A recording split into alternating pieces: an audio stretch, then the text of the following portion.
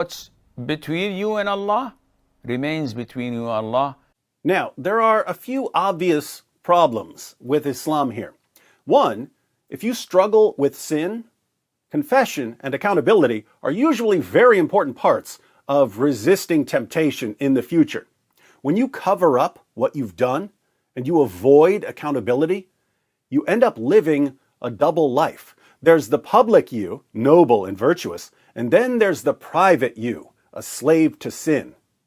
Which one is the real you? You guessed it, the one who does what he does when no one's looking. So Islam is giving horrible advice here. What's between you and Allah remains between you and Allah. 2, according to Islam, if you don't get caught for your sin, it's because Allah concealed your sin. But the only way for a man to get caught committing adultery, according to Islam, is if there are 4 male witnesses. So Islam makes it almost impossible for a man to get caught committing adultery. This means that Allah has concealed the sins of the vast majority of adulterers who've ever lived. And they should never confess what they've done because Allah is the one who concealed their sins after making it virtually impossible for them to ever get caught. What's between you and Allah remains between you and Allah. 3, what about other sins? What if you get away with rape or child molestation? If you don't get caught, it means that Allah, the concealer, concealed your sin and that you should never confess what you've done, right? What's between you and Allah remains between you and Allah. Actually, in Islam, if you get away with rape and child molestation, you might be Allah's last and greatest prophet, am I right? Finally, since Allah is the one who conceals people's sins, since Allah is the one who helps people get away with sinning, is it just me, or does Allah once again sound an awful lot like Satan? We've seen in other videos that Allah brags about being the best of deceivers. We've seen that Allah wants people to sin and that he threatens to destroy people if they don't sin.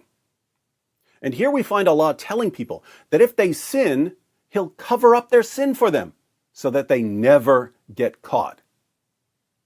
It's like Satan went into the cave with Muhammad, roughed him up a bit, and claimed to be God in order to create the world's largest false religion.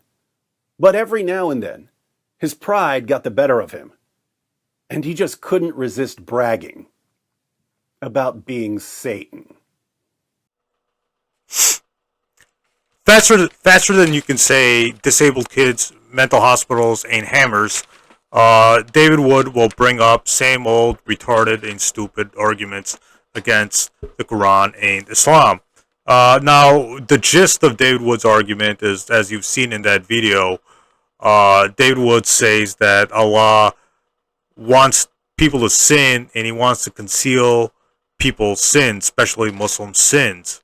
So the gist of his argument is it's okay to sin because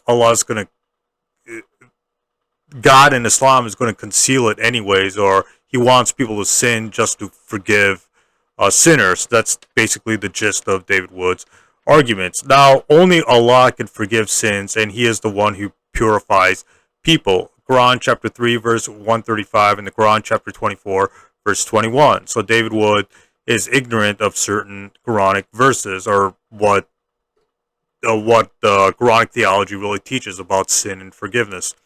Allah is said to guide people in the Quran chapter 28, verse 56.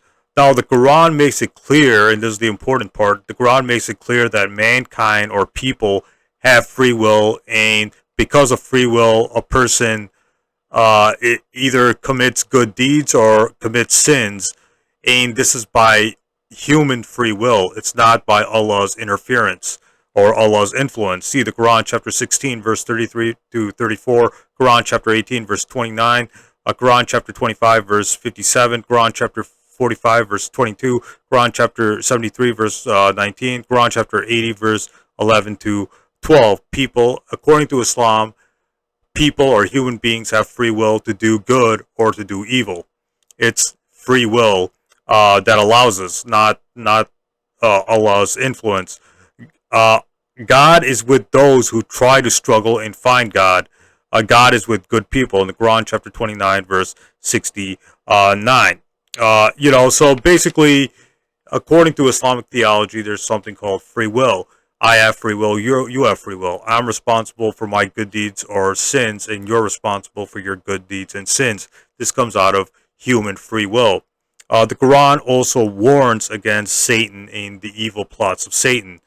In the Quran, chapter 26, verse 201 to 212, Quran, chapter 2, verse 168, Quran, chapter 7, verse 200, and Quran, chapter 16, verse 98, and Quran, chapter 36, verse 60. So, towards the end of the video, David Wood says that, this is satanic, or Satan is,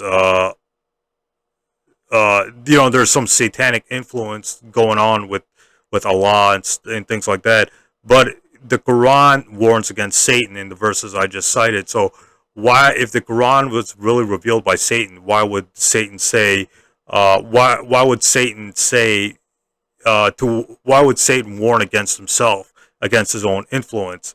So the Quran can't be from Satan, because the Quran warns people against Satan and his evil actions. People are evil or sinners because they are already bad or evil people to begin with.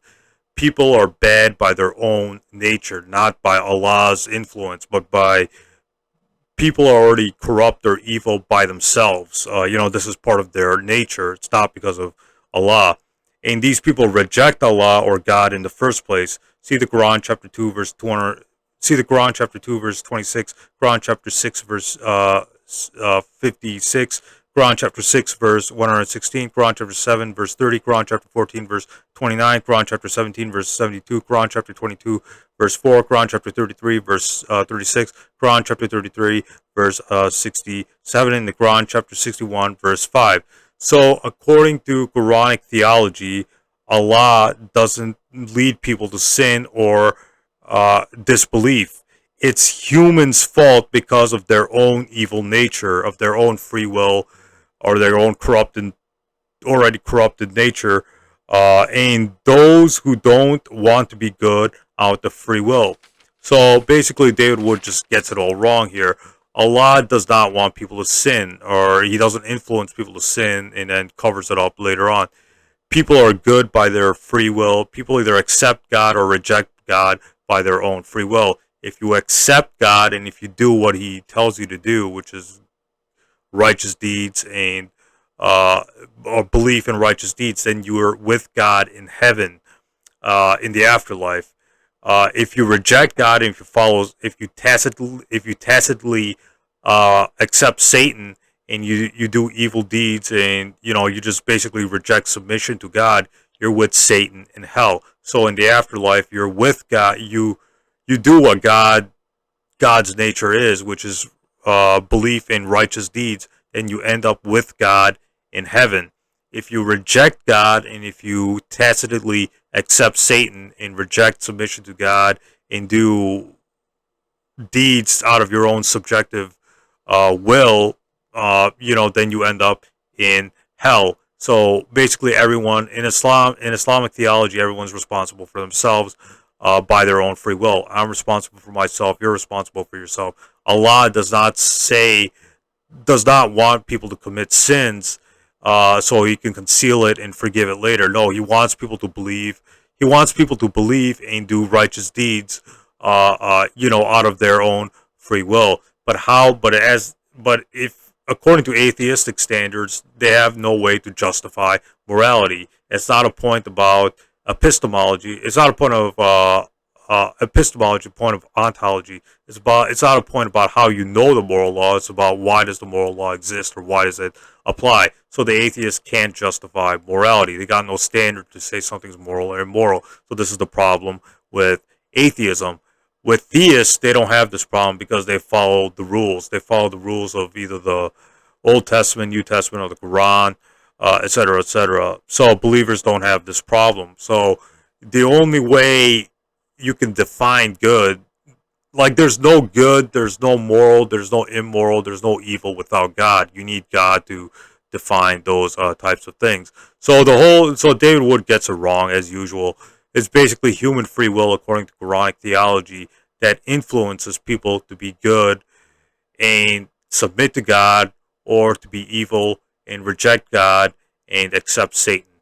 So the choice is yours out of your own free will.